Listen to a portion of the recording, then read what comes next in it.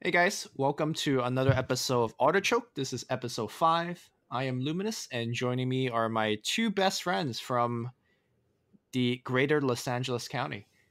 I like how you had to hesitate to think about that one. But We gotta change up the intro every week, you know? Okay. All right, well, this is Eosin. You know me already, so. Yeah, I'm Sheila. Welcome back.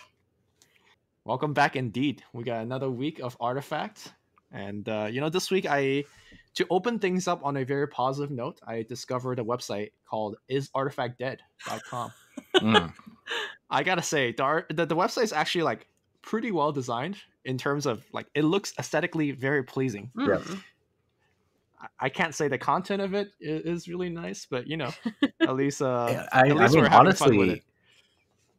The content is good too, right? It does what it sets out to do, right? And it's there to create this comparison, and it does it very concisely, and it's a well made website. Not gonna lie. You know what this reminds me of? There's a Dota website, I think maybe 7 to 8 years ago by Cyborg Matt called When Did EG Last Throw? Oh, was it Cyborg Matt who made that? I didn't know that. Was it Cyborg Matt? I assume it was Cyborg Matt. Cyborg Matt also had like a whole bunch of different memes. That's a good meme as well. I remember that. Yeah. Actually, maybe Cyborg Matt made this one. I don't know. I'm just saying. I don't think he did. But maybe I'll ask him about it. Anyway, guys, we're going to have episode 5 of Artichoke. And today we're going to do things a little bit differently since there hasn't been too much new content or new information.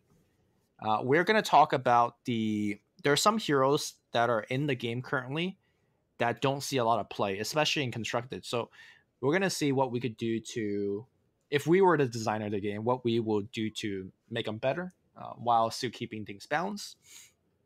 And then we actually want to talk a little bit about the WePlay deck list.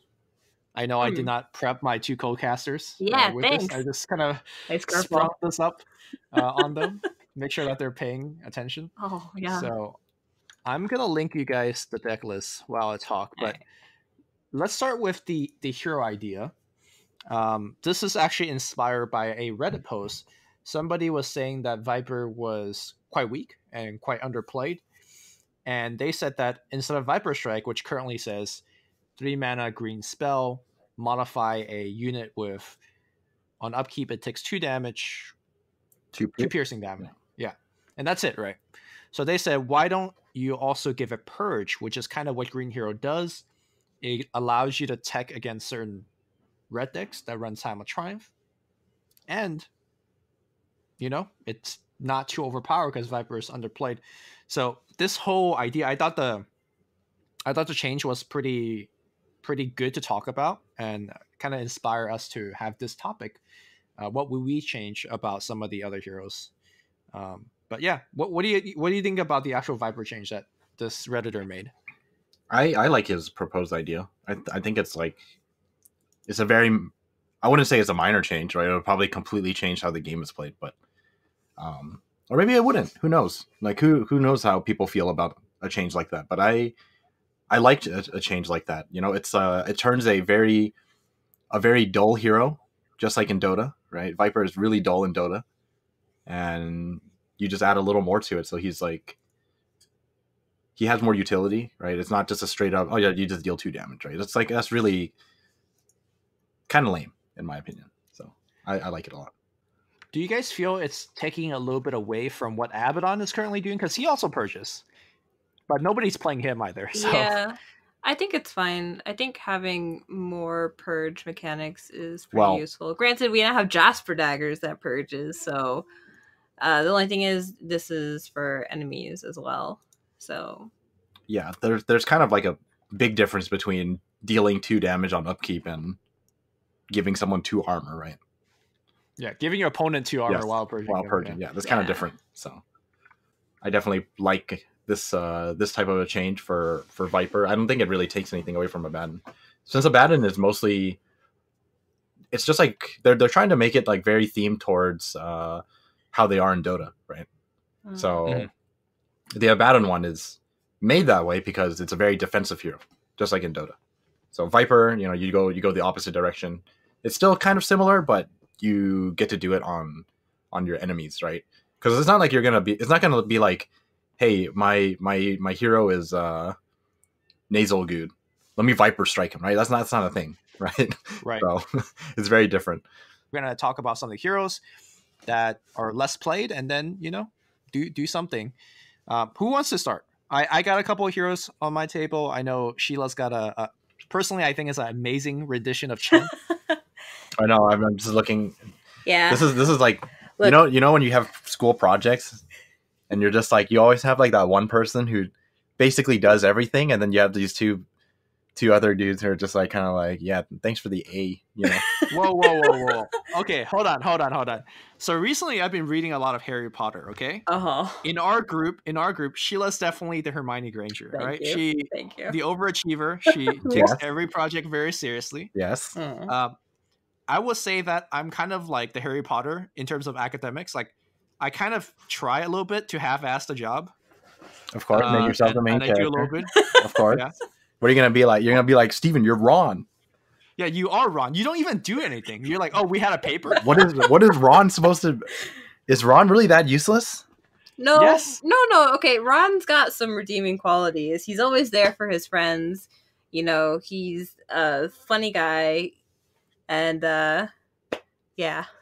Well, that fits Steven pretty well. It actually does. Open to me. We're even dating. It's perfect. I mean, I have no sister for David to date, so. Yeah, true. We'll work on that. Anyways, okay, let's start with Sheila's rendition of Chen. Okay, so Chen is somebody that I've always kind of taken issue with because he feels really useless for a very long time in the game. He literally sits there and it's just a green body. And I feel that if he doesn't have a passive that can affect the early game to make up for his very late game signature card, then he needs a lower costing signature instead, or something like that. So right now, Chen has an active called Holy Persuasion. It's a 4-turn CD. Okay. You get control of an enemy creep. Kind of whatever. Then his no, not whatever. That's amazing. That's pretty good. That's amazing. Like, I'm not impressed with it because of the CD. I think the CD is way too long. That's true. Because the CD is too long, but don't underestimate that ability. No. I mean, that's fair. But in my opinion, if you're going to be against, say, like, Red Green Ramp or any kind of ramp, they're going to get their emissaries and Thunder Hides and whatever out way before your cooldown's even going to go off. And by then, they'll probably have multiple copies. So if you get one, big deal. They already have their whole board set up. But the other card that he has, a signature Hand of God, 7 mana, fully heals every ally in lane and gives allies damage immunity. It's a very good card at resetting the board, but I don't know that I like it too much. It's nice because it kind of helps you buffer against, again, ramp. I use ramp a lot as example because I feel like that's where he should fit in regards to like countering, but it doesn't feel like that great. I just want to talk a little bit about Hand of God before we go on. Sure. I think it's actually a really powerful effect, especially against blue decks that are trying to use damage-based removal, like Thunderstorm, for example, or I don't know, Thunder God's Wrath, or any cost, yeah. But the problem is the premium removal, AoE removal currently is Annihilation, which does not care. Yeah, exactly. So I feel like if we exist in an alternate universe where, let's say, Blue's AoE removal was deal 20 damage to everything on the board, if Annihilation said that, right, suddenly I think Hand of God would actually see a lot more play. Yes. But we don't live in that universe. Yeah. So I just want to remind people that, like, Hand of God does do something, but it does. Not a lot, yeah. And, like, he's the only green card that provides any kind of multi-heal. You know, you only have Omni Knight, who does like one single target, kind of little rinky dinky heal. It kind of, you know, helps in some cases, but overall it's whatever. And Abaddon just heals himself. That's it. Only other way you kind of get healing within green is through regen, for actual healing instead of just adding like a flat health value. But yeah, so biggest issue I have, like, Hand of God's not a bad card. And I didn't necessarily want to get rid of it, but I just wanted to see what would be more interesting if we had a shorter monocosting A faster card. Chen. Yeah, basically a faster Chen.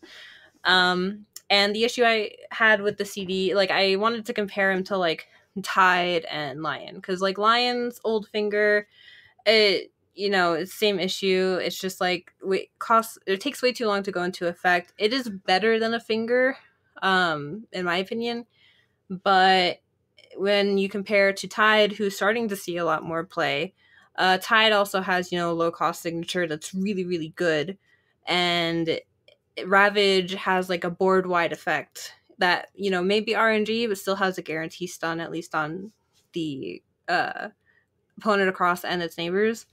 So I think it's a much better 4-turn CD ability. Anyway, Right. on to my changes. So I want to change the active into another like Dota theme ability from Chen. It would be called Penitence. 2-turn CD has a new ability called Slow, where target unit will attack last in combat phase. So the idea is that if you have a hero and the opponent has a hero across from it, you cast Penitence on the opponent, your hero will attack that enemy first. So if they would initially trade, instead you'll kill them and you won't take any damage. Now, is this a until end of turn effect, or is this like a permanent modification? It would be until end of turn. Okay. Not permanent Just modification. Permanent would be too. Yeah, too much. permanent would be way too broken, especially if I put on. Just making sure, because making sure. Yeah. So then the signature, I want to actually change to Holy Persuasion. So I thought about making it 4 mana cost, but I thought that'd be too low. So I made it a 5 mana cost card. Has the same thing where if you cast on enemy creep, you gain control of the unit. But if you cast it on an allied hero, it will send them back to Fountain at the end of combat if no damage was taken. And I like this because it's kind of a thing that Chen does in Dota, or at least he used to. I think they took away his ability to send allies back to Fountain. No, you can send them back. You still can? Yes, it's just not Holy Persuasion. It's Test of Faith. Okay. Well, anyway. It was on Holy Persuasion. Yes. On Yeah, a long certain time ago. period of time, It right? was, okay. I'm not going too crazy. But I like this because it provides like a synergy between his active and his signature card. Kind of like Skywrath, how Skywrath's Concussive Shot goes with his Mystic Flare. Right? Yeah. And I thought that it would just give Chen more early game power and allow him to like help bulldoze in fights. I love this change simply because there's a couple of reasons why I love it. Like, the primary reason is that the ability synergizes with the card, which is something that I always like to see. And I think a lot of the very well-designed heroes have that. Yeah. So, for example, I'm going to point to Enchantress, for example, right? It gives everybody armor, so they're very tanky, and then you regen them, so they're even healing above that. So, like, they compound on each other on tankiness. Mm-hmm. A bad example of synergy would be Lion, where, especially now they added Quicken, when you have a 1-turn cooldown on Finger of Death, that's great. You're a mana 15. But unfortunately, Mana Drain, which is signature card, becomes very bad at mana 15. So it's just like half the hero is good at one point and half the hero is bad at one point. And I feel like this hero redesign, like, they just work together. Yeah. But Steven, do you feel like the mana cost on Holy Persuasion is a bit too low? Especially that it does 2 things. Yeah. Or it could do 2 things. I think it's actually okay at 5 mana. Personally. Really? Yeah, I think it's okay. Because if you think about it, right, at 5 mana, that's turn 3. Yeah. You're basically paying 5 mana to just make it so that you trade efficiently. That's it. Like, what if they did something to make it so that they don't die and then you end up trading? It means that you just wasted your card, because it means that you're going to take damage and you're no longer going back to the fountain. And if we're going to follow Sheila's card exactly, right? Basically what it means is if she casts it, you bait out the spell and you do any type of damage to it before combat even begins, then they get canceled anyways, right? Yeah. So it is very vulnerable in that sense. And 5 mana take control of a creep. Usually at 5 mana, you don't really have anything too big unless you're playing, I don't know, Stonehall Elites, right? That's like one of the best things you can take control of early on. And then later towards the end of the game. You know, if you're up against another green player, for example, 5 mana to take over Thunderhide, maybe it is a little too insane because... I mean, the way I was thinking about it is I would play the 5 mana take a creep straight up. Straight up, yes. Yeah. So I feel like when you add even more, because the other half of the card is also really, really game breaking. It's also very good. Yes. Being able to take a hero back, that's really strong, especially in green, which has issue moving their heroes around. So I'm actually happy to pay like 6. All right, here's a fix. Okay. 5 mana if taking control. 6 mana if using on ally. A dual cost card. Yeah. Oh, that's now we're getting crazy. Yeah. I mean, dude, there's no end to the complexity, right? People are already complaining about how hard this game is, right? You might as well add in a couple more things. Who cares? You know, the funny thing is sometimes people are complaining how simple some of the cards are. Yeah, exactly. Now you just go 180 on them. You just add like a wall of text on the card. Yeah, I really like this card. Thanks. So yeah, that was just my idea for Chen. I still really like Hand of God. I still think Hand of God is a fine card. And if that's something that they want to put on Chen, that's okay. But I think something needs to be done with his active ability. Anyway, either switch it to a card and give him a shorter CD active of some sort, or some kind of passive. I don't know. Oh, an even better idea, dude! Give it Quicken. No, the first Quicken. the first hero in the game to have dual signature cards. Dual signature. Yeah, so instead of having 3 copies, you have 6 copies. Okay. Because this hero comes with 2 of them. Oh, okay. I don't know if I want to play that. That sounds like a nerf. Yeah. All right, but yeah, that's my take on Chen. Oh, I had another idea too. Before we move on, final one. Sure. Right, to add even more mechanics. All right, to follow the theme of Chen, when you take control of creeps in Dota, gets more HP. They get bonus health, right? So you can kick. I don't know the proper terms. I'm just using the magic term. You can kick your Holy Persuasion to give them health. Well, no, it would just mean that if you gain control of them, they just get more health. Yeah. And damage. Well, no. Steven says if you want to give them extra health, you have to pay more mana. Yes, because 5 mana to steal a creep, it's already great, right? But if you paid 5 mana and they gain like 4 health, that's kind of like insane, right? So you gotta not 4 health. Give it like plus 3 or something, you know. Well, the thing is, giving it damage might be too broken. Is it though? You take a melee creep, it becomes a 5/7. you don't think mana? That's pretty good, right? Pretty good. All right, let's reel it back a bit. Okay, I'll go next. So a lot of my personal changes aren't as huge as what Sheila did, although I really like what she did. I'm gonna start with Sven. Okay. So Sven currently is more or less like a fringe playable in draft, and that's pretty much it, right? Nobody actually plays him anywhere else. And I think his ability is really, really nice. Unfortunately, I feel like God Strength is quite weak. God Strength currently reads 6 mana, modify a red hero with +4 attack. And it's a permanent +4, which is nice, but I feel like that's more of a 4 mana or 5 mana effect. And a 6 mana just doesn't do too much. So, and then I look back to Dota lore. And in Dota, if you got Aghanims on Sven, which never actually really happens, and you cast God Strength, then your allied neighbors, in the case, also gets attack. So I was thinking maybe we do something like that. So I would add modify Sven's allied neighbor with +2 attack, in addition to modify a red hero with +4 attacks. So imagine a scenario where Sven is in the middle of 2 creeps. You cast God Strength, and your creeps next to you also gets... It makes sense, right? You see your leader going really buff. You get a little bit of inspiration as well. You get a little bit stronger. I'm okay with this change. It's not too crazy, but it just makes it a little more viable because, like you said, God Strength is really, really underwhelming. It very much feels like a dead card in your hand. Yeah. Unless you're... It's basically the same. It's the same feeling as playing Keef, right? Fighting Instinct is a card you never really want to play unless you just like... Well, I got nothing else. It's better than Fighting Instinct. Yeah. Yes, it's better than Fighting Instinct, but it's still one of those cards where you're just like, all right, I don't really have anything else to play, so I'm going to play this. Well, because I was looking at it, and it's basically you get 4 damage for 6 mana. And ideally you want to use it on Sven, right? Because you also get the cleave damage. But I was looking at some of the other heroes and like thinking about like the value of attack to mana. You compare him to like Magnus, who can empower, I think it's at 4 mana for +3 attack and +3 cleave. And that's a modifier. Like it's permanent. And that's super strong, I think, compared to God Strength. That's why you just run Sven and Mag together. Then you're Sven and Wow, invincible. it's almost like I'm playing Dota.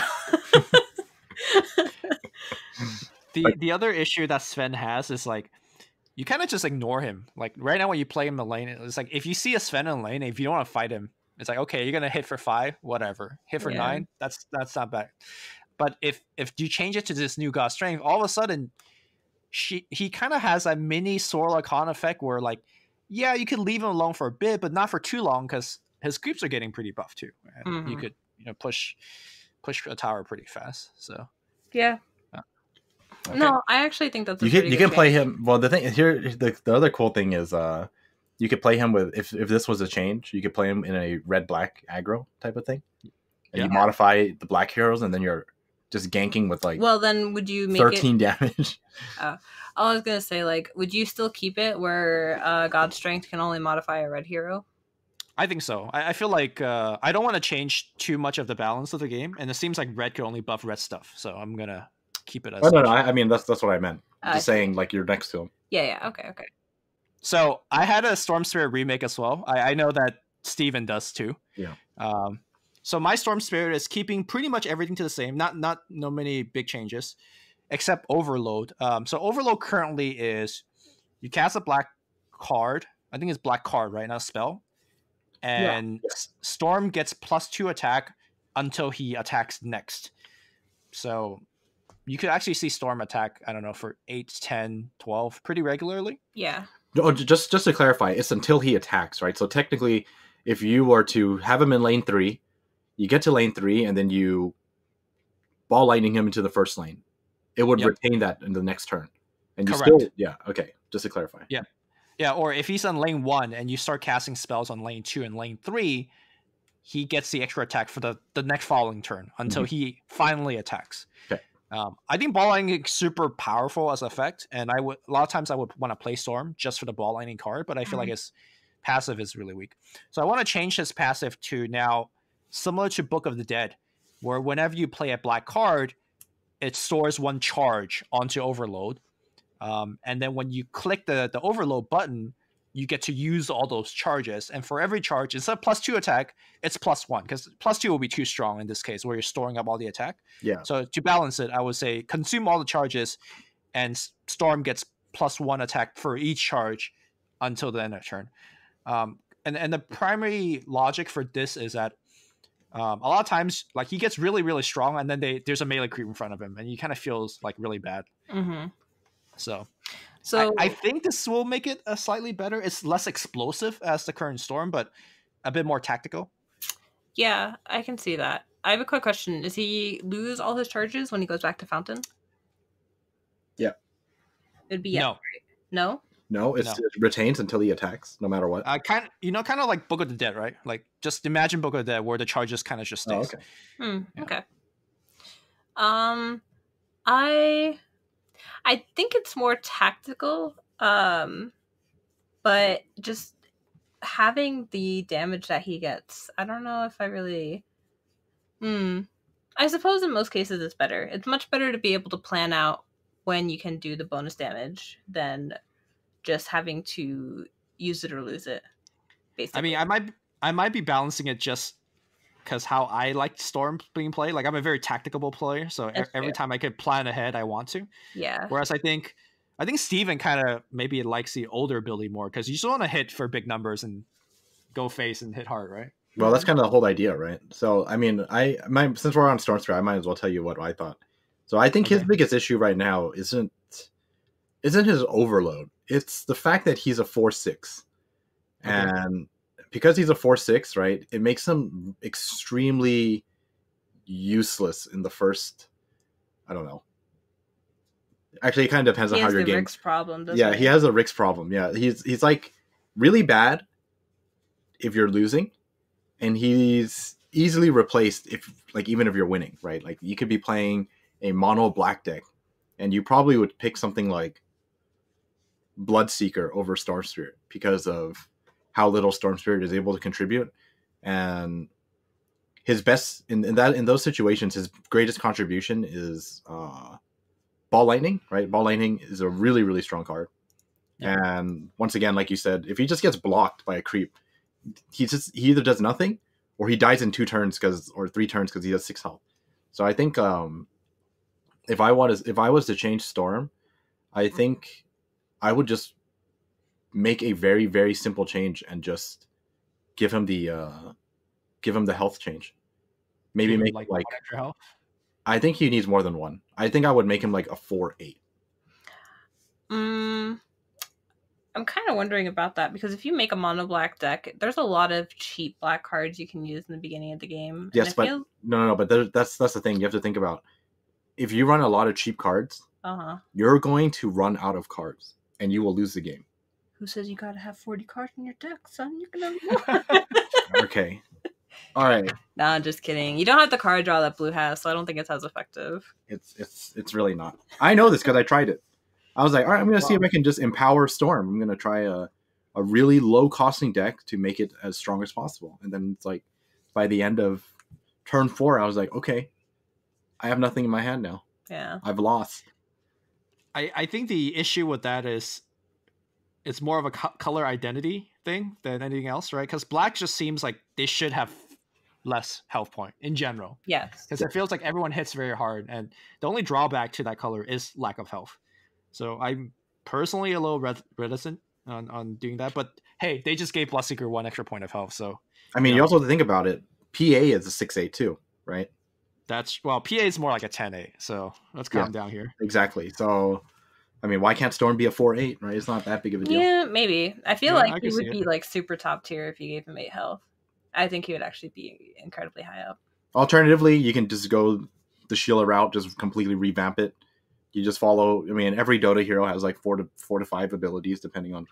Ball Lightning is so cool, though. Yeah, Ball Lightning is fine, like right? sick. So what I'm trying to say is, okay, if he has Ball Lightning and he has Overload, what if you just took away Overload, right? Let's say you took away Overload, you made him a Bloodseeker 4/7, right, kind of thing, and then you gave him a new active ability instead of a Overload passive. What, Remnant? And you give him Remnant, deals. I don't know. No. 3 damage. Is 3 damage too much? No, what you could do is you could have Remnant where you click it and it spawns like a Remnant creep, and then at end of turn it explodes and deals damage to neighboring. Ooh, that's like a blue. Yeah, that's a blue effect, dude, guys. So you guys are going too crazy now. That's a blue card, not a black card. Hey, AoE damage. Hey, Storm Spirit's an intelligence hero. That's true. Actually, black does have AoE damage. Like they have Chain Frost, they have Tinker. Yeah. I'm just saying. So something like that might be also pretty good. It could be pure damage too. Actually, you know what? I changed my mind. You know, if we gave him that Remnant ability, that's probably just better overall. I think Remnant would be pretty sick. It makes it very different. I don't know to say better or not. It's just completely different hero at that point, right? Like you instead of going face, you're actually more like controlling. Well, here's why I would just go with better, right? No one plays him right now. If he had that change, would you try him? No, answer is probably yes. Actually, having something like Remnant would be pretty synergistic too, because say you have 1 empty combat slot. You summon your Remnant, fill up all the combat slots, then you can use your Ball Lightning to go into the empty slot and do damage directly to the tower, right? Look at that. Yeah. Oh, that's, There you go. Yeah, you're welcome. And then on set 3, when they add Aghanim Sanctum, when he Ball Lightning, he leaves all Remnants, every empty slot that he flies past. Just leave a Remnant right there, dude. Kind of like Storm level 25. Ooh, perfect. All right, Steven, you got any more changes? You can finish. Wait, did you have another one? You didn't have another one, huh? There was another one I remembered. I think I was thinking about. Was another hero that I actually kind of like? Oh, I was thinking about Centaur, but I didn't have anything great for it.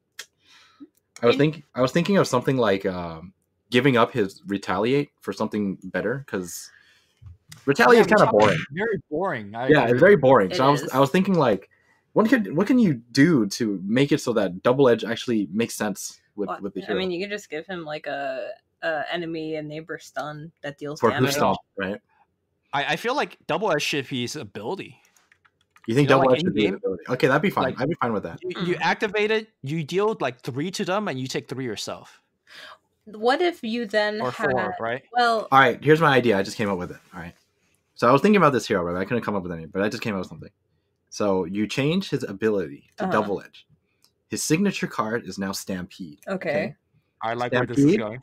Stampede is a 6 mana card that gives every unit in the lane trample. I mean, You that's mean basically siege? siege.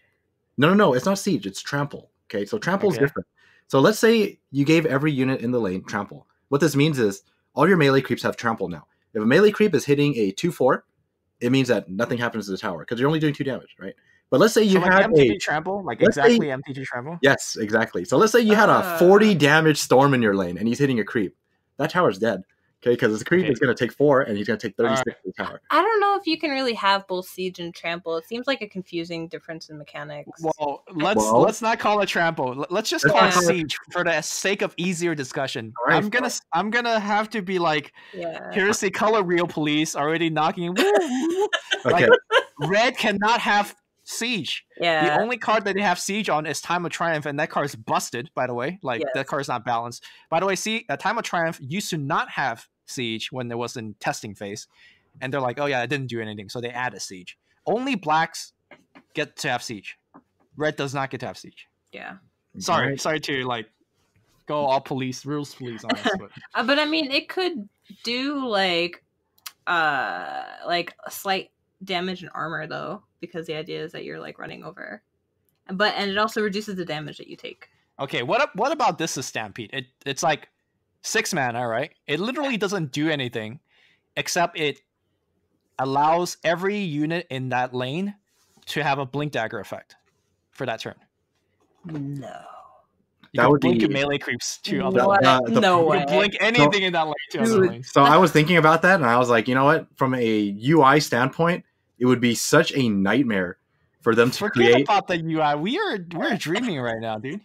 No, I mean, if we're no. dreaming, then I'm going with trample, dude. Nah, I think that's way too much. Because then all you do is you just like 40 a lane that the person's given up, and then what's that? Next turn, I'm just gonna stampede it, blink them all into like the last lane, and just like annihilate it or something. Dude, that's what Centaur does That's right now. what Centaur does. Stamp- He runs Stampede, you over. Yeah, No, he just runs I up don't cliff. need.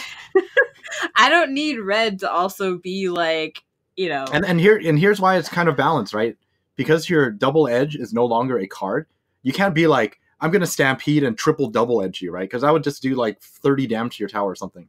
But it's just your ability now. So I think what Stampede could do is it could have a forward charge effect where it redirects everybody to face tower. Oh, okay. You know, Sheila's actually should get higher by Valve. Like everything she said makes no, but makes sense. But that's not. I thought about that too, but that's boring. That doesn't do anything. That's like that's like you were already under the assumption that you're. But I mean, red has a lot of redirect abilities. Like it's part of the color as well. You know. Okay, Stampede is a mass new order, guys. Every unit can now redirect do whatever they want. Okay. Okay, that doesn't make any sense. All right, I would reached rather- that bit. I would rather give up on the Stampede idea and just put in Hoof Stomp. Why don't we just put on Hoof Stomp? Nah, it's too lame. We're Five mana, deal 2 damage. Kusam is lame, dude. Kusam is hella lame. Come on. Deal 2 damage to neighbors and stun them.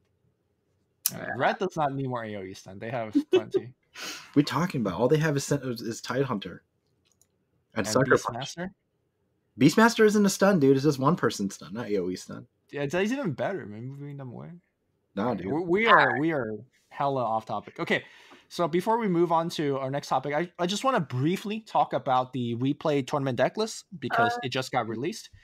WePlay is a tournament that's featuring 32 player, I believe, divided into 8 groups of 4, including you, including myself. I'm playing in it, and the twist is everybody has to bring 2 decks, and you have to win with both decks to win. And as a result, we have 64 different decks. 64, yeah. Well, we say different decks. There's a lot of same decks. Well, you said that they actually had a pretty extensive list for what you had to have to differentiate your 2 decks from each other. Yeah, so for example, you cannot bring 2 different versions of red green ramp. One has like Drow and what other one has Lycan. Like, you can't do that. Like, it has to be like significantly different. I think the exact rule is you have to have 2 different heroes and some X number of different cards.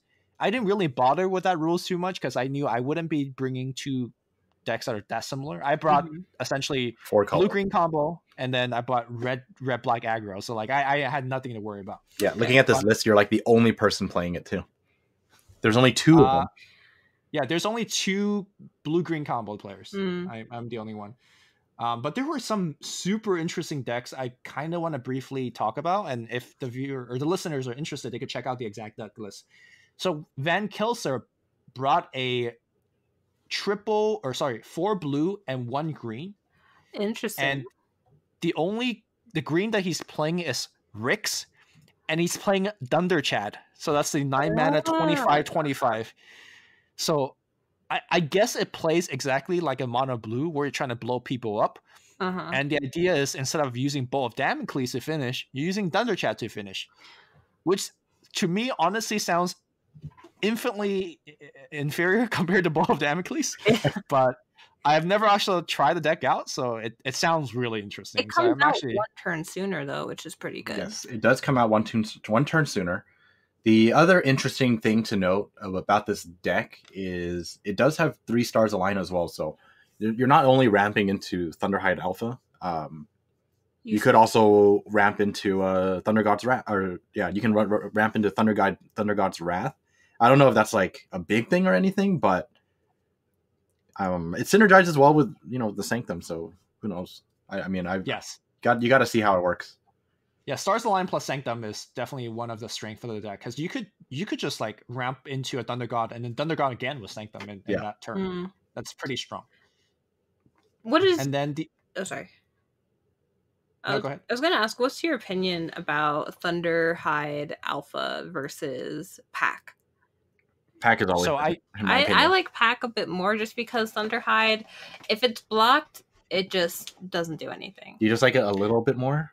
I'm gonna go with I like it 100 times out of 100 unless you have some times kind of removal games. that could like guarantee it does damage. But so I think in most case scenario, I like the Pack more, and I think the only time we actually get to play with this card is in draft, right? Yeah. In draft, Pack is better because it comes down 1 turn sooner, and the difference between a 14 attack guy and a 25 attack guy is not that much, honestly.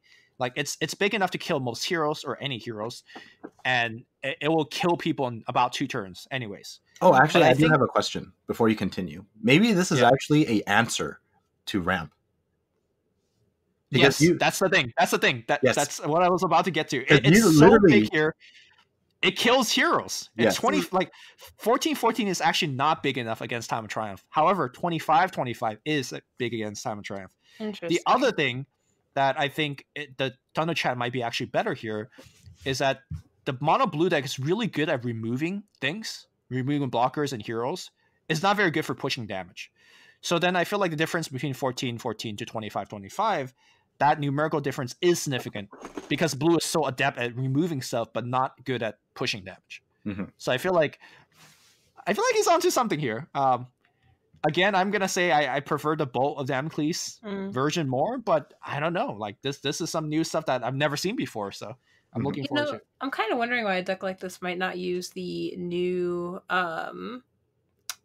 Cheating Death, right? Why are you thinking about Annihilation, Cheating Death in your alpha for free 25 damage? I mean, no, not necessarily, but because it's still.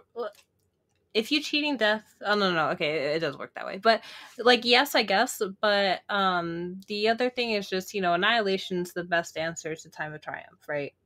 Because it just clears them off the board. But it's still better for you to have your hero out, so then you can try to recover during the time while those heroes are in the fountain. Because you can still build your board if you Dust Shield the hero and then start to play, another creep or 2. I think maybe if the deck ran more green heroes, right? Like it only has 1 green hero. It's very hard to cut for a card. I don't know. We could ask Van Kelser himself, maybe. Well. Okay, so the other deck I want to draw a little bit of attention to is Petrify. Yes. He brought a black blue aggro deck. And actually, Steven, you have some experience with this, right? Because you try to build some Well, sort of let me black look blue at it, aggro. and I'll tell you if it's similar to something I've done. Yeah, I played a 4 black 1 blue deck. Okay. These are the exact heroes, except not because I'm looking at his deck. There's no ogre. I ran it. So with he ran Ogre Kanna and PA Sorla and Tinker. I like this deck. This this deck is even more aggressive than what I had. And this deck is funny, or is very entertaining, because I say that his deck is more aggressive than mine, right? Even with mine being less aggressive, my game was decided in like 3 turns. So I'm pretty sure that this deck will also be decided in 3 or less turns. This is the kind of deck it is. Like, yeah, so I'm gonna read out some of the quick cards so the listener at home have some idea what we're talking about, right? There's 3 Trebuchet, 3 Lightning Strike, 3 Unsupervised Artillery, 3 Assault Ladder. There's a Disciple of Nevermore here, and then the blue cards. There's like Dimensional Portal, Prey on the Weak. It has like literally every aggressive card that's printed in Artifact. It has it all in here in the 2 colors. And Petrify even tweeted about the deck. He said, like, I don't remember I'm a genius or I'm an idiot, like, for bringing this deck. Nobody has actually really tried this. I mean, some has tried it in a closed beta, but yeah, back then none of us were really good at deck building. It's less refined and stuff like that. I'm a big fan. However, until it's proven, I feel like this deck, if it draws well, it'll run people over. But also when it doesn't draw well, like, can you imagine you're up against a red black aggro and you just lose on the flop? I feel like you're just done at that point. Yes. So it's kind of very hit and miss, but very interesting. Yeah, we'll see. Yeah, from my experience, I can tell you this is a very, very fun deck to play because it's not very stressful. It's going to end very quickly. That's what I feel like. Are a lot of either way. Yeah, are a lot of the red green ramp decks running improvement destruction cards? Like just a couple of smashes. Just a couple smashes. Like 2. Sometimes even it comes down to the player preference. Some just run 1. Sometimes they run 3. It's really up to the player. Honestly, there's going to be so many improvements in this deck that I won't know which one they want to hit. I mean, a lot of the improvements that you're killing is not mana efficient, right? Trebuchet costs 1. Yeah. Supervised Artillery costs 2. You're trading even against Assault Ladder, so you're basically targeting March of the Machines if you really want to remove that would good be the ones. Big one. I think Ignite is also a good consideration, but right, it's not something you really worry about too much. Yeah, you need to run Demolition versus this or Dirty Deeds. That's a true counter. I don't even know it's a true counter. It's just like you're not gonna. I mean, this deck you're not gonna see any more than like 3 or 4. So unfortunately, I mean, funny enough, that's the most value you're gonna get out of Dirty Deeds anyway. So. Yeah. Okay, so I just want to draw a little attention to the WePlay tournament. If you guys are interested to check out the deck list, you could check out WePlay's website or find it on your whatever artifact news outlet, like on Reddit. There's a link to that. Yeah. Were there any other interesting decks? Okay, so I actually have the entire breakdown of all the decks. Yeah, I'm looking through the breakdown right now, and yeah. I mean, I'll talk about one. Okay. That I saw. Or sorry, 2 of them. So there's one where there's a 4 red, 1 black aggro deck. It looks very aggressive. It's from Shauna. It runs Axe, Bristle, Legion, and Tidehunter, and then they put it literally just splashes PA for 3 ganks and 3 coup de grace. Coup de grace. Yeah, I like that. I like that a lot. So this is like, this is like a very similar version of the red black aggro, right? The big difference is it runs Tidehunter, and this is kind of like, to me, this is like a really cool decision because the red black aggro, I don't think it has any initiative. Like, I don't even think people run Hipfire, right? Or maybe they ran a couple of Hipfire. Some decks do. Mine did. Yeah, I ran a couple of Hipfires. And then now that you have Tidehunter, you actually have a way to take initiative for ganking, for calling, dueling, coup de grace, ravaging. This is actually a very interesting take on the red black deck. Yeah. Yeah, it looks like it's straight up out to get mono blue, because gank is super good against mono blue, and initiative is super good against mono blue. If you park PA on lane 1 and you just gank downstream, like they just cannot keep heroes alive. Yeah. That's very strong. The other interesting 3 in the deck is that it's running 3 spot weakness. So that means that it's also very good fighting against other red decks. So it has game against like a lot of different stuff, but it's, I think, primarily looking to kill blue decks. Yeah. This is by Shana, which I believe is a Chinese professional player. Luckily, Shana is not in my group because this deck will poop all over me. Can you read his deck name, by the way? All these lists have their customized names, and this one says red black and then something PA. Can you read it? I think that's a character for Che, right? Like car? Che Jia PA. I don't know. Oh. I don't know. I'm just making words up now at this point. I'm too white for this. I'm gonna quickly Google Translate. Yeah, Google Translate that shit. I need to know what they are naming. Wait, how can you even copy it? Single. Oh, like okay. So the PA. word is Dan. Oh, Dan. Yes. Okay. So it's red black only PA. Yes. So it's literally red black. Very literal. Yeah, very literal. Very literal. Yeah. All right. I was hoping to draw some more insight from that, but didn't really Dude, happen. what if you Googled it and it was like some Art of War shit that's in 217? That would be hype as fuck, dude. Yo, I read that book. That was I have that book somewhere. I don't know where it is. No. All right. Any other interesting decks that you saw before we continue on? The last one is someone is playing mono black. Yes. From Dr. Hippie. Without Storm. Without Storm, but with Yes. Bloodseeker. Hmm. And it is a mono black economy deck. I'm not sure. Yes, it is an economy deck because it's. No, I'm not saying I'm not sure if it is an economy deck. I just don't know if I like it. Isn't Payday like more reliable to have than the gold mines? Well, he's like all in on it because He's got both. he's got both. He's got 3 copies of Goldmine, 3 copies of Payday. I usually see people run one or the other though. No, Well, you most run More people- often to see Payday though. Well, okay, so No, here's the thing. if you're playing economy, you're running both. You just run Yeah. both. In fact, some people actually don't even run Goldmine. I'm just trying to remember some of the decks I saw in the strength tournament. And I thought most people would just do Payday. Not as many people had gold mines and Payday.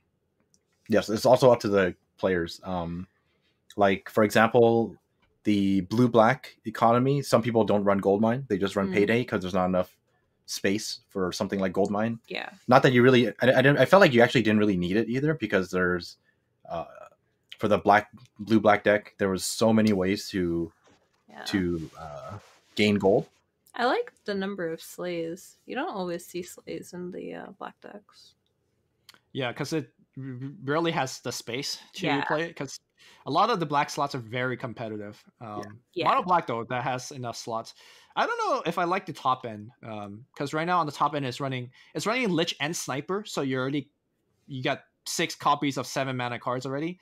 And on top of that, there's 2 more steam cannons here. So I feel like this deck could have draws where you just get your opening hand and you want to concede because you see like 4 7 mana cards or something.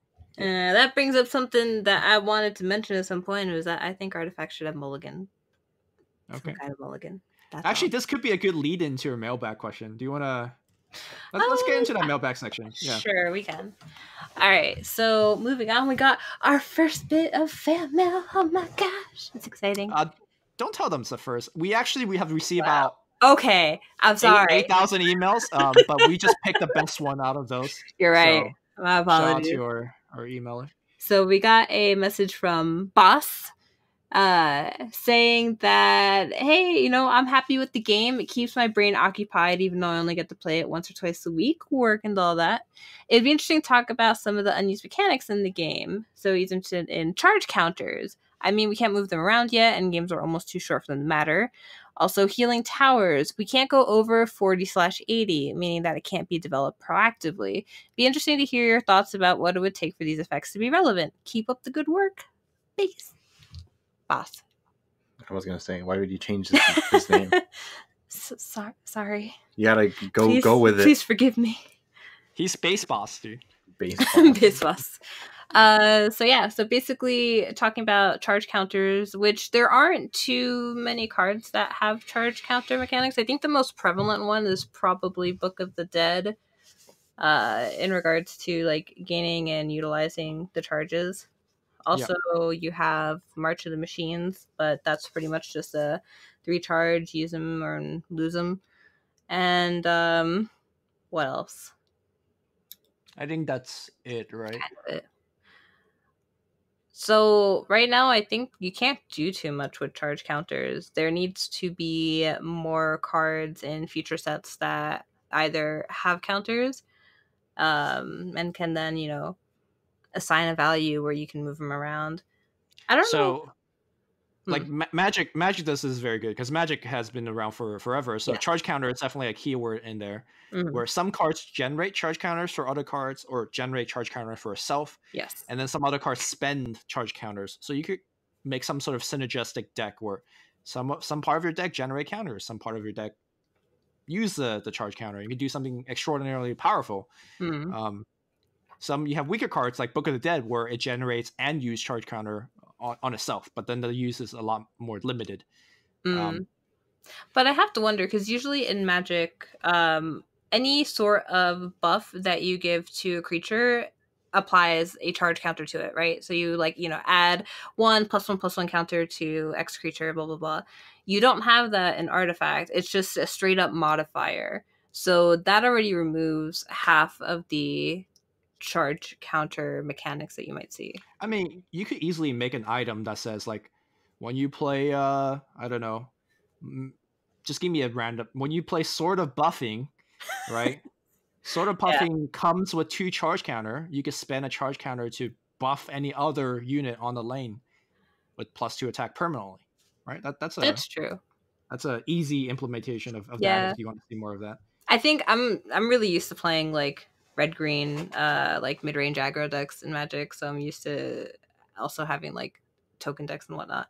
So I'm used to having charge counters on creeps and then moving them around and back and forth and whatnot. Those are lovely hydras. +1/+1 counters, right? Straight up. Yeah, like not even charge counters. Yeah. Yeah. You're right. I don't know. I'm mixing them up.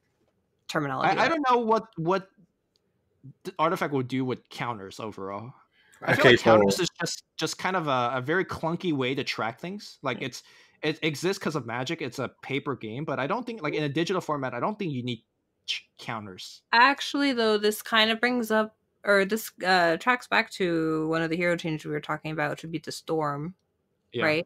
Where you would want to add a charge counter to him for damage for using black cards. Never mind, charge counter is perfect. Yeah. Okay. I mean, it's really, for Storm, it's kind of simple, right? I think the issue with there's like probably several reasons why charge counters aren't a thing yet. I'm pretty sure they will eventually introduce that kind of mechanic. It's a Richard Garfield game, right? I think there's a lot of ideas around charge counters, right? And I think the first main reason why there aren't charge counters is because the game is already pretty detailed, right? It's pretty in depth. It's not exactly an easy game. So adding even more things to keep track of, they probably were just like, okay, let's not throw everything out there for the first set, right? Let's just hold off on it. Like hold off on newer mechanics. We'll save that for expansions, whatever. That's like my first assumption.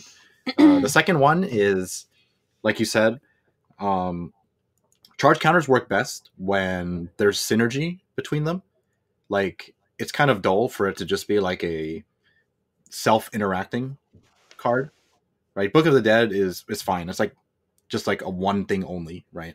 So it's not a big deal if that's the case. But like if there was like 4 to 5 cards that all did the same thing, where you just play this card, it gets charges for itself, and then you can use it at some point. It's not exactly as fun as if you were to have like a color that worked around it, and you're just like, oh yeah, this is gonna be cool for like a charge deck, that kind of thing. So I think like you want cards that either like move them around or count how many you have and does something. Yeah, right now we have no way to interact with them. So no. Yeah, so I think right now they're probably just focused on other things first, and then I think charge counters will work when they come in with an idea to implement it in a way where it's possible for it to be played in a very creative way and not have it like very straightforward. Like your example was like sort of buffing, right? That's like really straightforward. Very basic. Very basic. They probably don't want that. They want it to be a little more intricate and detailed before they implement something like that. That's just my guess. There was the comment saying that games are almost too short for something like a charge counter mechanic to matter. And I would almost want to agree with that, only in the sense that it makes me think of Tinker's March of the Machines, which is 5 mana cards, you generally play it a bit later. If you don't draw it, you know, it kind of gets way more useful as the game, or useless as the game goes on, because you're not going to make use of the charges. Game will most likely end before then. I think it really depends on what they print, right? If they print a card that says, you know, for every charge counter on this item, your tower gets 1 armor, all of a sudden games could get like really, really long. So I think it really comes down to what they print. Yeah, it really depends. Because like another example is like if it's something like every charge you store on this card deal 3 damage to the tower when you use it, right? And then people are going to be like, all right, I'm going to make this deck where I'm going to play green and turtle for, I don't know, 20 turns so that this and kill them. This card just one-shots them, you know, that kind of thing. So who knows what they... Speaking of items with charges, currently in Dota, there are items that do have charges, right? Bloodstone comes to mind. Urn comes to mind. I feel like a lot of these you could easily implement into Dota, right? Like just whenever there's a hero that dies in the lane, you get a charge and you could do something with those charges. That's like a very simple implementation. Yeah. So the next topic that Boss brought up was healing towers, and in particular overhealing towers and the lack of ability to do so. I already have a lot to say about this one. Me too. Yeah. Okay, I'll let you guys go at it. All right, I'll start first. Here's my first issue with this. If there was a way to heal towers beyond 40 and 80, it can potentially make this game horrendous to play. Yeah. Because you could potentially come up with a deck that would turtle so hard that it's just not fun for the person who's playing against it, right? You're clearly playing against someone who's just purposely making the game unplayable for you, right? Yeah. Like he doesn't care if he loses. He's just trying to like... Okay, I disagree. Okay. I disagree. And the same reason I'm disagreeing with you is the same reason why I don't think the game needs more healing, at least overhealing above 40 or 80. It's the fact that this is a 3-lane game. Like, turtling decks do exist. They're not very good, but they exist. Like, you know the Slacks 50 improvement deck? That's a turtling deck. Yeah. You will beat it, but it'll take you 16 turns to beat it, and you won't have fun with it. But you'll beat it eventually. And I think that's the same thing with the healing deck. Because what ends up happening is that if you see 10 improvement, or in this case, if you see 100 HP on another lane, you're like, okay, I'm bailing. I'm going to a different lane. It's the same thing as, like, I see 2 heroes with Vesture of Tyrant here. I'm just not going to fight here. It's the fact that is a 3-lane game that it's not that big of a deal. So I feel like if Valve add more healing cards in the game, they're just going to be unplayed, like Path of the Dreamer, or what's the other healing card? Restoration effort. Exactly. Nobody knows because Restoration. Nobody plays them. And there's Roseleaf Rejuvenator, and I think that's okay. That's pretty good, but it comes with a 7/7. 7/7. So it's very different. However, if they print a card that says heal all of your towers, then now we're talking. But until they do that, healing a single thing, I don't think is very good. Well, once again, it comes down to what they print. Right? Like, there's a reason they don't have a lot of healing. But and then in particular, though, that doesn't address the idea of overhealing a tower or an ancient, right? No, it does. It does, because I think overhealing is unnecessary, because if you overheal a tower to like 80, I'll just not push this lane. I'll just push other 2 lanes. And well, to go beyond that, right? You're speaking from an experienced point of view, right? I'm speaking from like as if I was just playing, right? Like let's say I'm a new player, right? And I encounter someone who's memeing, and he makes this turtling deck. And I don't know how to move, right? I don't know how to best deploy my heroes, and even against an experienced player, like let's say someone who has this so-called overhealing deck, right, is also an experienced player. Like, if you're gonna run away, what's stopping them from moving into your new lane and just turtling there too, right? So, I mean, assuming they associate the right cost, it's pretty hard to set up like 8 healing things in a different lane, right? Yes, but it's we're just theoretically, it is possible to make a game very unfun. That's the main thing, I think, is why they don't allow you to overheal. Okay, that's fair. Unless I'm gonna go complete 180 on this, right? Okay. If they allow you to weaponize your life total. And what I mean by that is if they have a bunch of cards that let you sacrifice your life total to that'd be sick. Draw 10 cards or deal 20 damage or double the damage that you sacrifice for your life total, then there's a meaning to actually heal. That'd be sick. That would be sick, right? But now we don't have those. So right now healing or overhealing is, I think, unnecessary. Yeah, okay, I'll agree with that. I think if they added some kind of life weaponizing mechanic, I'd be okay with there being more healing or healing prominence. But right now, I don't think I want to see it at all in Artifact. Valve should just hire me. That's such a sick idea. You have 3 different life total for 3 different lanes. You know how much cool shit you could do if you could weaponize your life total? Well, one of the main reasons why it probably doesn't exist either is because I don't think there's anything that does that in Dota. That's probably why. It's. Are you kidding me? Have you seen Huskar? No, but like, including towers, dude. Like, what thing in Dota utilizes tower health to aid you? I don't know about tower health, but I mean, Ogre can bloodlust a tower. Yeah, but unfortunately, in Artifact, towers don't attack. So. Yeah, but what if they could? Dude, if you slap enough, what's that retaliate tower card? Burning oil. Burning oil. They start attacking. Yeah. Okay. All right. Yeah. Well, that's gonna do it for mailbag. Thank you for the email. And of course, if you guys want to reach us, it is btsartichoke@gmail.com. We do get a ton of emails, so we'll try to get to yours when we have the time. But thank you for sending them in.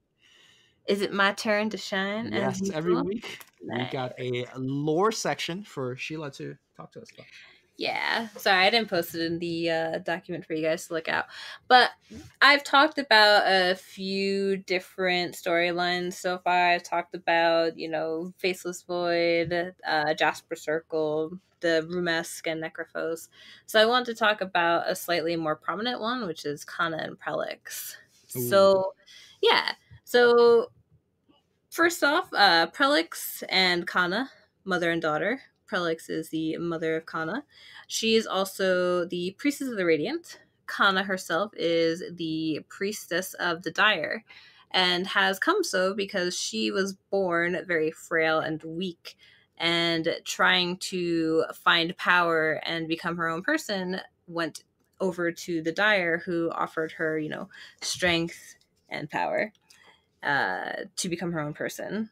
And through it, she began to assumingly see that the Radiant was like a brainwashing cult of some kind. Whether or not they actually are, we'll have to see. Because we have basically she said versus she said in this situation.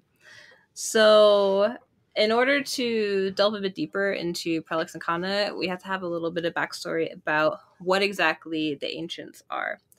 So before the universe existed within Artifact, before we're getting pretty deep. So before there was anything, there was one being, which is basically a mind. So there was an ancient primordial mind of infinite wisdom and power that existed. At some point, this mind shattered and basically created, their Big Bang, which brought the universe into existence while fragments of itself were scattered across the cosmos. 2 of those fragments were the Radiant and the Dire. And, as per the background for one of the Dota characters, the Arc Warden, it quotes, 2 among its greater fragments, who had come named the Radiant and Dire, found themselves locked in vicious opposition and began twisting all of creation to serve their conflict. Wait, so you're saying there's a whole bunch of more fragments out there that could be just as large as... It's essentially like 2 galaxies, right? Like, and they're waging war against each other? Kind of. Bring it to real world scale.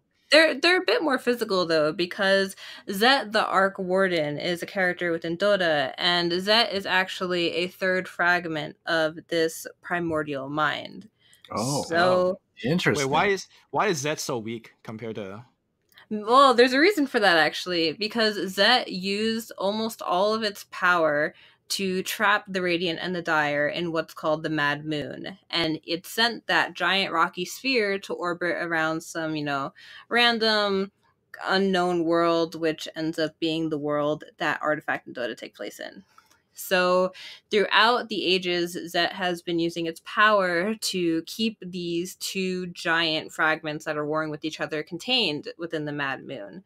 But eventually Zet starts to lose a lot of the power. It's just being constantly drained. And there's a point where Zet's just too weak and there start to become cracks in the moon, and eventually it will break apart. And that is when the Radiant come down and land onto the Earth. Wow, Zet, what a bro. Yeah. So this is actually all hinted at by Prellex. So if you don't have a background in Dota, you probably won't understand what she's talking about.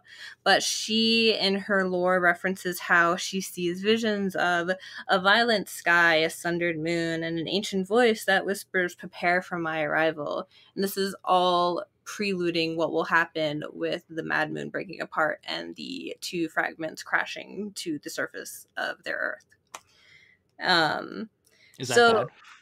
I mean, the idea is that they basically twist everything onto their sides and then have them wage war with each other. So yeah, it's probably not the best thing. You can already see it kind of taking effect with Kanna and Prellex, gathering allies amongst themselves and converting, whoever they can to their cause. The thing about the Prellex and Kanna storyline is there isn't too much meat to it yet. While Prellex and Kanna tend to have a spotlight and like a lot of promotions and whatnot, there's still not much about their story unfolding. You just see mentions of them maybe bringing allies. For example, Earthshaker and Drow Ranger have aligned themselves with Kanna for their own reasons.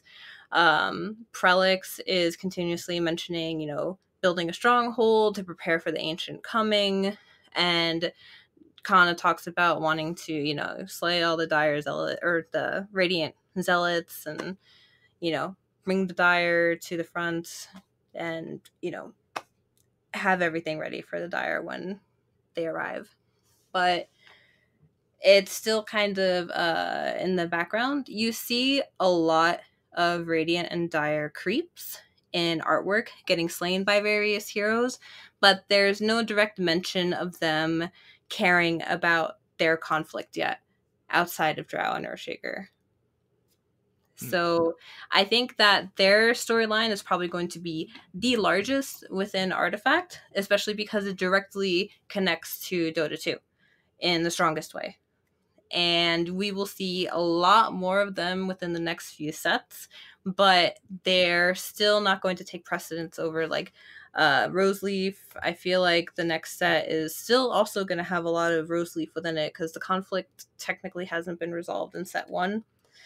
And it's going to probably evolve and involve a few more factions.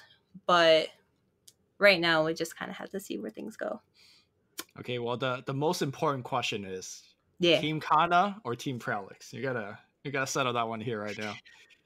I don't know. Normally, I'm totally Team Prellex, and the reason is because she's got some really cute like rock doggos that she takes care of and likes to walk around with. She's a MILF. I get it. What? Kanna? No, that's Prellex. You don't even know what you're talking about. You said Prellex. Oh, I meant Kanna. I'm sorry. You don't know what you're talking about. Do you even know what you're talking about? I was thinking about Kanna though. In my heart. I am Team Kanna as well for a different reason. Stats 212. That's a huge butt, Yeah. Not a lot of blue hero have that health, so I'm gonna go with the health. I'm gonna have to go with Kanna as well because she is 212, like you said. Big fan of that. Makes playing blue a lot more enjoyable. Look at these guys being all about like the hard stats, not caring about the lore. I mean, I think that there's a lot more to the Dire than meets the eye. Kanna keeps talking about how she, really dislikes the Radiant. She feels like they're brainwashing, they're a cult, etc., etc. But it feels like she's kind of doing the same thing on her own. Whether or not she's brainwashing, I don't know, but she's promising people lots of power and the ability to give them that power. And I don't know if that's really true, if it's empty promises, or if that power comes at a cost that people aren't going to be happy with. At any cost. Sorry, I'm gonna quickly look if that actually has. No, it's Lena. Yeah, it's got Lena in it. I'm pretty sure it's I'm pretty sure in that one it's got Crystal Maiden saying something like, "Yeah, my sister and I hate each other, but if it came down to it, I'd want her on my side because she's because she's strong." Yeah. Oh, Lena in the next set confirmed. She's been pretty prominent on a few artworks. I wouldn't be surprised if you see her. She's gonna have the lion treatment. The lion treatment. Laguna Blade, 4-turn cooldown, 8 piercing damage. Wow. Yeah. Quicken. Quicken. She won't even get Quicken in the beginning. People will complain, and then she's like, "Okay, all right, you get Quicken." I agree, Quicken. Yeah. Okay. All right, so that's going to conclude this episode of Artichoke. But before we close out the episode, every week we rank some silly things for some silly ranking. This week, Steven has suggested that we rank the top 3 Persona 5 characters. I wish you guys gave me one more week. I'm in the middle of playing Persona 5 right now. Oh, no. I am on July 10th, so I don't think I've met all the characters yet. So it's okay. I gotta say, I'm gonna go with. Let me go first on this one because you guys actually know more about the game. Well, we don't want to spoil it for you either, so I'm gonna be very. Yeah, be very careful. Yeah, I'm gonna be very basic with how I name people. Okay, Okay. I'm gonna start, and then you guys can go with this. Okay, so number 3, I got Ryoji, which is the main character's best friend. I gotta say, out of all the characters, so how the game works, if you guys haven't played it yet, is it's a standard RPG. You have party members and stuff like that. But one thing you can do outside of battle is you could talk to people around the city and make friends with them. And Ryoji is like the main character's best friend. And when you talk to them, you're given these like multiple choice options. And if you select the right one, they get like more happy. They get happier with you, and they rank up their relationship with you.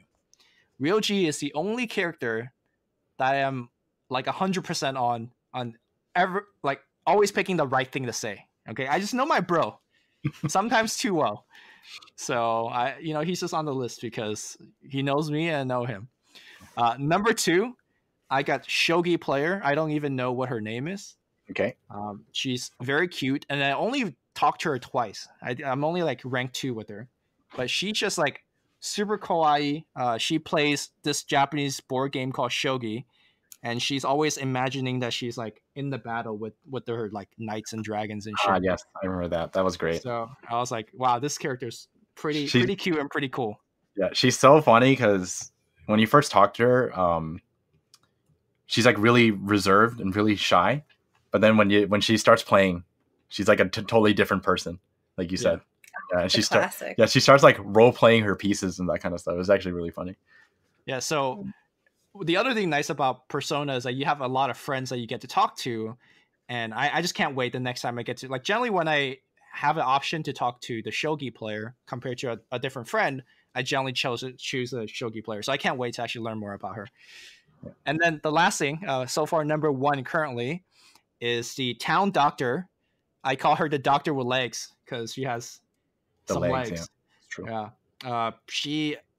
I haven't completed her backstory yet, but she's just this like town doctor that has like a shady past, and she's trying to correct it. Mostly liking her on pure aesthetics alone, but her story is picking up. No, she's a very good character and with a good backstory. Yeah. I like her character a lot. Sheila? So my list, okay, preface, I haven't played any of Persona 5, but I watched Steven play it when he streamed it about a year ago. So I have a pretty good grasp on most of the characters. I have actually never played any Persona games, period, even though I played a lot of RPGs. But the only introduction I had to Persona in the past was the ye old Hi, I'm Daisy Persona joke comics, which were pretty great. by an artist that now goes by GGDD. She does Cucumber Quest, which is a very great webcomic plug. Anyway, so my number 3 on the list is Sai Nijima. She would have been a bit higher, but because of some... She's a bitch. Yeah, she's kind of not great to her sister at some points, and I was kind of like unappealed by that. But overall, she's a pretty like well-rounded character. Like, she should have her faults. I just didn't like Damn those right, she's faults. well-rounded. Okay, and she do got some. She's a hottie. So I thought she was alright. Second, I put Tae Takemi, who is the underground doctor, also known as the Plague, I believe. Yes. Or Plague. She's just a very funny, sarcastic kind of character, and I tend to like those the most because I like witty banter, and I enjoy characters that will speak their minds a lot more. And you don't always find that in Japanese games. I do have to say, so when like you talk to her and the game gives you 3 options, right? Like generally one of the option is like kind of assume the girl's kind of weak and you need to protect her. The other option is like, you know, let her do whatever, and the other option is like she's strong and she's willful. I feel like the doctor with legs is how I'm calling her. She jumps around a lot. I find like I have a hard time connecting with her because sometimes she is the vulnerable character, sometimes she is the super strong character. So I'm having a tough time getting the right answers with her, personally. You know what that means, right? You're not meant to be. All right, fair enough. No. That's what it means. And then my number 1 is actually Makoto. So I did not think Makoto was all that great at first, but I ended up growing pretty fond of her. I am not usually a big fan of people who are like super stuck up in the beginning and then, you know, turn out to have some kind of like deep caring inside. I don't know. I get tired of it, but I thought she was done pretty well and ended up not being that overbearing. And she's very cute to boot. So she was probably my favorite pick. I used to be more of an Anne fan because I tend to get a lot more attached to the first female character that's introduced in a game. Probably because you spend more time with her overall, so you get more attached. But Anne just kind of fell flat by the end for me. Excuse me. I still like her a lot. But... Anne was great. Anne was the person who threw out the insulting jokes to Ryuji. That's true. That was why Anne was so I did funny. like their dynamic a lot. Yes, their dynamic is great. Yeah. But yeah, that's my list. I still like Anne a lot, but for the purposes of like our ranking list, these are my top 3. Where do I start? Top 3. I am the Persona 5 expert here. I have completed the game. I have waifued every character that was possible, except for one, maybe. So I connect with everyone, so it's a little hard for me. But I think my first choice would have to be Coffee Daddy. Wait, Ooh. like top 3, like from bottom up, or this is number 1 right now? No, number 3. Okay. So number 3 is Coffee Daddy. He is a super cool character. Yes. So Coffee Daddy is a really good character. Sorry if I'm making you uncomfortable by calling him Coffee Daddy, but that's what we call him on my stream, so I'm gonna go with that. He's a good character because he starts off as very distant, right? Because he's like, he thinks of you as someone who was just pawned off to him, and he's just like, all right, family member, I gotta take care of you, whatever. But as you start to get to know him better and better, you actually start to realize he's actually a very good person that just hasn't had the greatest past, right? He's been haunted by no spoiler, please. I haven't got through this is very, very generic, so don't worry. Okay. Everyone's haunted by something. Okay. But yeah, he's a very good character. His development is very well done. Yeah, go ahead. Sorry. He reminded me a lot of my dad. So my dad is a tsundere in real life, and I feel like Coffee Daddy here is also a big tsundere. So like, yeah, I'm definitely vibing there with Coffee Daddy here.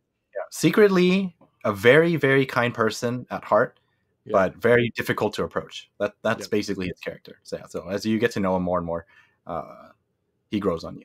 So I like him a lot.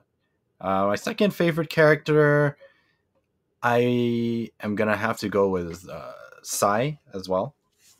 I just like Sai because her character's great and all, but aesthetically, she's the best looking character to me. So I mean, I just had to go with her. Unfortunately, well, I don't want to spoil anything, so I'll leave it at that. Yeah, so far Sai hasn't had the redemption arc yet. She's just bad for me. Yeah. So I gotta wait. I'm just gonna put her at number 2, just simply through because of aesthetics. Okay. And I think at number 1, I'm gonna have to go with Yusuke. I think Yusuke is my favorite character. One of my favorite. I don't know if I can safely say he's at number 1, but just to make it simple, I'm gonna say Yusuke at number 1. And the reason why is because his development is very corny, but it's very funny and relatable in a lot of ways. Because without spoiling on anything, his whole story is basically his journey to find himself and to develop himself as an artist. And he does it does it in a way where he's very goofy about it, I guess. He's talking about himself in third person and that kind of stuff. And it's a very good development and very relatable, because I too am a growing artist and I need to find myself. Excuse you, who's been working on artifact drawings for the past month? That is all. Thank you. To me. Do you remember that there's one quest that you and him went to a church to draw despair? And they're striking super weird poses. You've already gone to that part. Okay. Yeah. That is hilarious. That's the one part of the game where it just got me cracked out laughing because of the poses they were making. Were you a bro and you helped them? Of course. I'm a bro, dude. Yeah. Man, there's just so many characters I want to talk to, but there's only so much time. So little time during the day, man. Yep. You have to make your choices. You have to make your time as efficient as possible and your choices as carefully as possible. You can technically max everyone, but I think as a first playthrough, it's very difficult. Yeah, I am. I'm making mistakes. I spent an afternoon at the batting cages and then regretted it. I'm like, what the fuck? Batting cages? There's no waifus here. Should have been. Should have been talking to this. It all adds up, man. If you're building up parameters, it all adds up. So. Okay, that will be the end of the podcast episode. Hope you guys had as much fun listening to it as we did making it for you guys. Oh, yeah. Until next time, we will have the next episode of Artichoke. But that's it. You can follow myself at Luminous Inverse. And where can the lovely listeners follow you guys? You can follow me on Twitter at InsertFail, and on Twitch InsertFail. Very original. I'm going to start streaming soon, actually. I'm probably going to do some more art streams lately. But what if I stream? Then, we fight. Okay. All right. So you can follow me at Eosin Dota on Twitter. You can also follow me on twitch.tv/EosinTrash. I stream a lot of different things. Not just Artifact, but I stream Dota as well. As pride myself as a variety gamer, because at heart I'm just a big fan of games. So we'll go with that. You streamed Persona 5 a year ago. I know, I streamed Persona 5. I streamed Yakuza. Currently streaming God of War. Yeah. Okay, well. Nice times. If you want to watch some non-dead games, you could tune into Eosin's stream. Yeah. All right, that's it, guys. We will see you next week. Bye. Bye.